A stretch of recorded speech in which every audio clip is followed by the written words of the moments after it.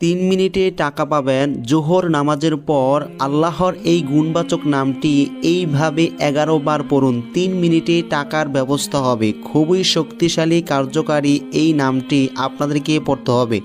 আপনারা এই আমলটি করার পর আশ্চর্য হবেন এবং আপনারা অবাক হয়ে বলবেন যে কিভাবে এত অল্প সময়ে এত বেশি টাকা পাওয়া যায়।